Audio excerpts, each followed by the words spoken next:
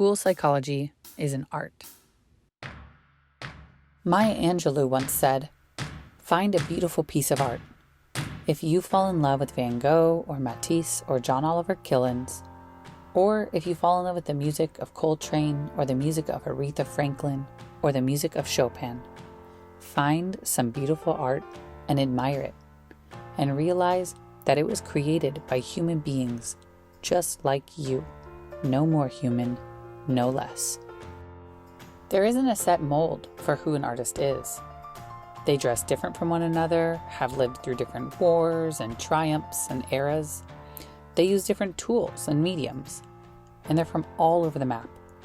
Even if they don't have the same mother tongue, artists speak the same universal language of creativity, and we love what they make us.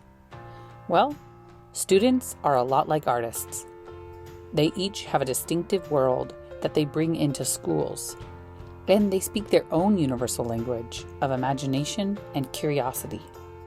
School psychology is an art, and as a future school psychologist, I want to give each student a blank canvas to be exactly what they are and show us all what they can create. My grandmother created a lot. She was a photographer, a painter, an avid writer, but mostly she was a stained glass artist. I used to watch her weld delicate little shards of glass together in the wooden cabin behind her house. And when I think of working with students, it reminds me of the stained glass art she used to make. If you look at just one piece, it really doesn't make much sense. But when you put them together, you're able to see the full picture. Students have a lot of pieces to them: family, interests, religion, community, food. And it's my responsibility in schools to learn about all of those pieces a student brings with them. That means speaking to caregivers, ask important questions, investigate the facets of their context. This means giving that rating scale, but following up with a phone call, and addressing that teacher's concerns with reading, but already having reading intervention groups in place. It means conducting assessments, but being sure that they are culturally appropriate. With patience and intentionality, we can put the pieces of a student together to see them whole for all that they are. Other artists are painters like me. I prefer watercolors. I often have to mix paints together to get the color I really want.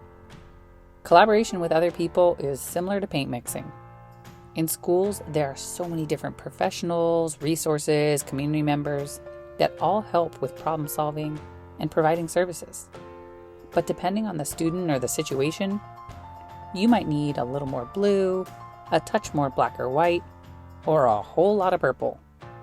When you mix all of these people together in collaboration, you get something new and dynamic. Using strength-based perspectives, I will value each team member and student for the assets they bring and what they can contribute. Multiple perspectives are the key to a great team, and I hope that through interdisciplinary work, we can put that power towards big change. My driving force as a school psychologist is creating change in schools and practices. Change is also fundamental to creating ceramic art. You put your hands to clay, and you change its shape and form. But it's not instant. It softens over time after you've put some effort into it. As a school psychologist, I don't expect to shapeshift schools overnight. I want to put the work in to promote school practices that are inclusive to all students on all spectrums: color, gender expression, disability. I want to evaluate programs and redesign intervention methods so we can address what a student truly wants and needs. I want to implement universal supports and restorative justice practices. These are the hands that can wrap around a school and change how it looks. And in the background of all this art and change talk, there's music.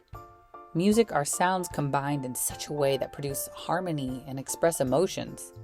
As a future school psychologist, my music will be made by students in a shared environment that we create together.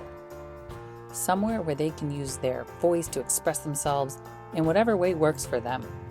Counseling, art therapy, physical movement. These are some of the instruments on my soundtrack as a school psychologist.